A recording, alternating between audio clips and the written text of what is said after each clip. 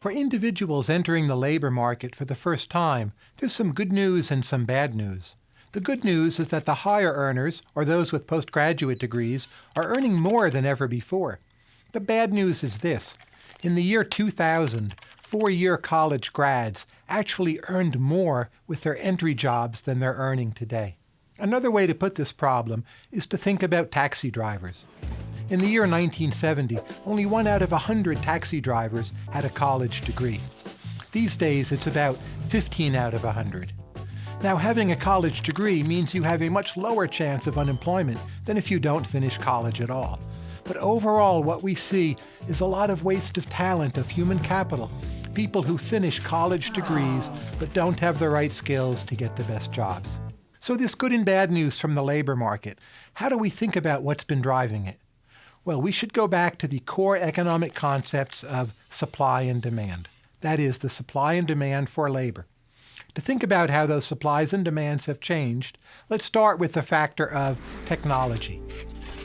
Technologies have changed, and this has altered supply and demand. So think about a lot of older jobs. They were based in manufacturing.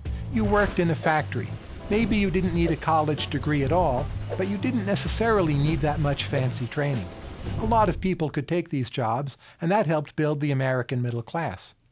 Today it's different. You're much more likely to work with computers and work with information technology, and this will affect both the supply and demand of different kinds of labor. Let's think first about skilled labor.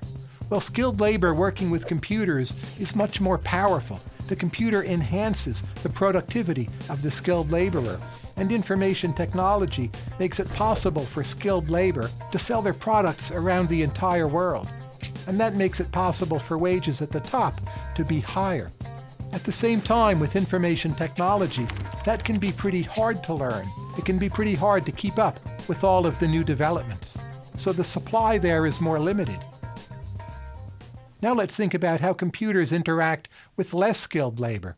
Well, less skilled labor might find it harder to work with computers, but there's another factor. The computer actually might be competing with you. So in the old days, if you would have gotten a job as a clerk filing papers, well, now we do that with software. If you might have gotten a job as a travel agent, a lot of those jobs have gone away. People just book online. So changing technology has made wages rise more at the top, but has held wages down for a lot of other jobs. And new college graduates are experiencing that when they go out into the labor market.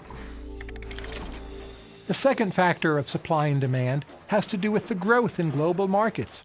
Over the last 35 years, we've seen at least 2 billion new workers in global markets, often in China and in India, because those countries are now wealthier, freer, and more open. Think about how this affects skilled labor. Let's say you're a worker really good at working with computers. Maybe you work at Apple and you help design the iPhone. Well, there's now a much bigger market, the whole world you can sell to, and this means the value of your labor and thus your wages will be higher. At the same time, say you're a lesser skilled worker. Well, there are now more people in the global economy you have to compete with, and a lot of them work pretty hard and they're being paid lower wages. So if you don't have a special skill, you might find your job prospects aren't doing so well, because on the supply side, there's more competition for you. A third set of factors has to do with slower economic growth, slower productivity growth, and slower dynamism in the American economy. For instance, contrary to what you sometimes might hear or read, the number of startups in the American economy has been declining each decade since the 1980s.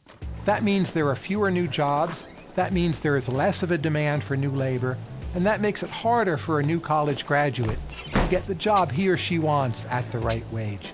When productivity growth is low, dynamism is lower, there's less turnover in jobs, and that can be fine if you're an incumbent who already has a great job, but if you're just starting off, that's going to make things for you tougher.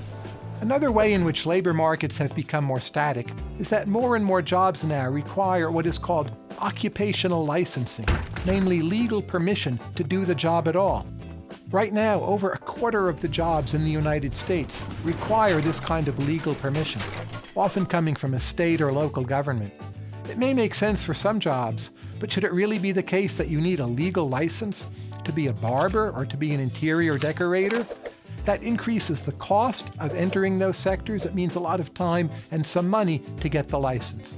Again, it's good for the incumbents who face less competition, but it's bad for people starting off in the labor market. You put all of those factors together, and then what we had happen in this country was the Great Recession starting in 2008. This meant that output was declining, employment was declining, people were laid off, there was a financial crisis. What did a lot of employers do? Well, they froze their hiring. So again, if you were out there trying to get a new job these years or immediately thereafter, it was harder. And we know from the data that people who start working during bad economic times, it's slower for them to climb the future ladder of success. So even 5 years out, 10 years out, they're earning lower wages or receiving fewer promotions than otherwise would have been the case. So this has led to a persistent effect on American labor, which has limited opportunities. So to sum it all up, the labor market is more about skills than ever before. Yes, finishing college is a great idea, but these days it's no longer enough. What really matters is how much value you can produce for an employer. Labor markets are ruled by supply and demand, and supplies and demands are changing all the time. So the way to think about how to do well in labor markets is to understand those supplies and those demands. Take a look at the relative wages of, say, engineering majors versus psychology or communications majors. You might be surprised. In today's world, the momentum is moving toward people who are trained in information technology, who work well with computers, and who can exploit growing global markets. When supply and demand are ruling labor markets, the people who do well are those who have an economic understanding of where is demand high and where is supply scarce. Check out our practice questions to test your money skills. Next up, we'll show you where to find data to help you decide which career to choose.